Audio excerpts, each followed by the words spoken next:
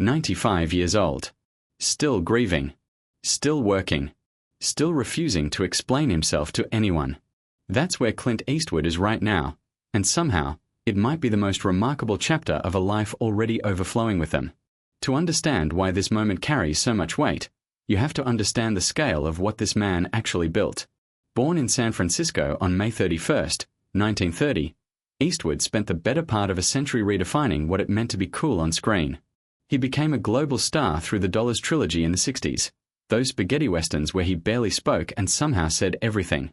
Then came Dirty Harry in 71, and a single line of dialogue that lodged itself permanently into the American imagination.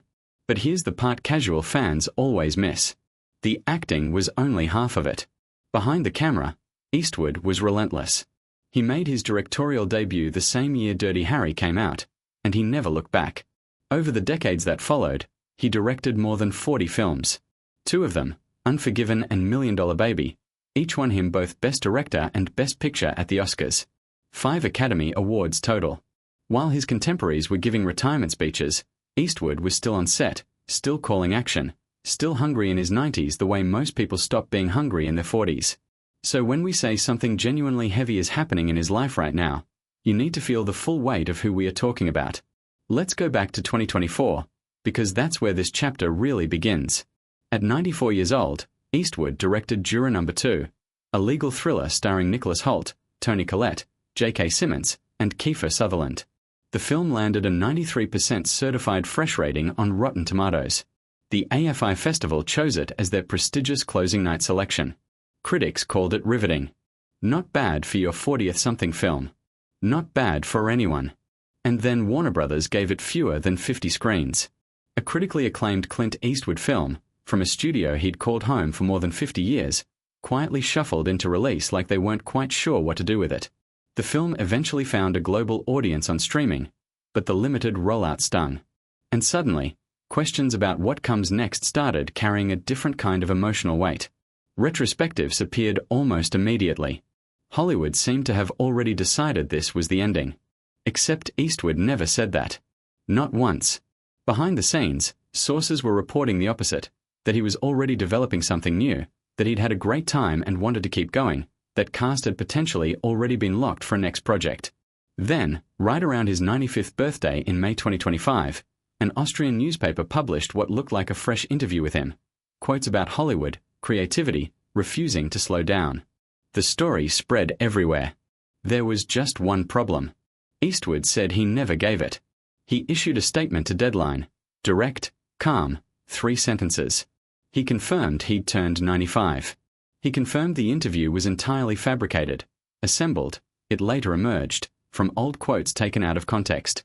The journalist parted ways with the paper. Eastwood said his piece and went quiet. No outrage. No spectacle. Just facts, then silence. But none of that, not the studio, not the fake interview, not the questions about his future, was the heaviest thing happening in his life that year. That was something far quieter. Her name was Christina Sandera, and she deserves to be talked about properly. Sandera was Eastwood's partner for roughly a decade. They reportedly met around 2014 when she was working as a hostess at his Mission Ranch Hotel and Restaurant in Carmel by the Sea. She was 33 years his junior. And from the very beginning, they chose privacy so deliberately that it reads almost like a shared philosophy. In 10 years together, Eastwood never once officially confirmed the relationship. Think about what that means. In an industry built almost entirely on visibility, on red carpets and managed public image, this man conducted a decade-long love story in something close to silence. And yet she was there. She was beside him at the Academy Awards when American Sniper was nominated for 6 Oscars. She stood at his side at the premieres of Sully, The Mule, Richard Jewell. The photographs exist. The love was real. It simply lived, as much as humanly possible, outside the Hollywood machine. On July 18, 2024, 2 days after her 61st birthday, Christina Sandera passed away. Cardiac arrhythmia, her death certificate confirmed. She died in a hospital in Monterey County, California. Eastwood's statement was 3 sentences long. He called her a lovely, caring woman. He said, "I will miss her very much." 6 words. From a man who has spent his entire career saying more with less. His son Scott gave a gentle update a few months later. He's good. He's a survivor, a trooper. He talked about his father's constitution, shaped by the Depression, built on a bone-deep belief that you endure. You don't complain. You don't perform the grief. You just keep going. By April 2025, Eastwood had been seen publicly at Jane Goodall's Reasons for Hope event in California. Understated. Present. Moving forward. But here's what almost nobody knows about Clint Eastwood, and it might tell you more about who he actually is than any of the films or the awards or the headlines ever could. He has played piano his entire life. Not as a hobby. Not as a party trick. As a genuine, lifelong calling that has run quietly alongside everything else he has ever done. It started with his mother, who brought home Fats Waller records when he was a child. Something clicked in young Clint that never unclicked. He taught himself entirely by ear, sitting at the family piano for hours, running those old 78 RPM records over and over, working out the riffs through sheer repetition. By his own account, at 11 years old, he was driving his mother crazy playing the same riff 20 times in a row until he got it right. As a teenager in Oakland, he was sneaking into jazz clubs to watch Lester Young, Coleman Hawkins, and Charlie Parker perform live. He seriously considered a career in music before Hollywood found him. But music never let him go. It surfaces throughout his filmmaking in ways that only make sense once you understand how deep the love runs. He composed scores for his own films. He directed Bird in 1988, a full biographical feature about Charlie Parker, his teenage hero, with an intimacy that could only come from someone who genuinely lived inside that world. He hosted a documentary built entirely around his relationship with the blues. He appeared on NPR's celebrated piano jazz program. And in 1997, at 67 years old, after decades of westerns and action films and Oscar speeches, Clint Eastwood performed as a jazz pianist at Carnegie Hall. Let that land. Carnegie Hall. The Oakland kid who fell in love with Fats Waller Records had made it to Carnegie Hall. Not as an icon. Not as a legend. As a piano player.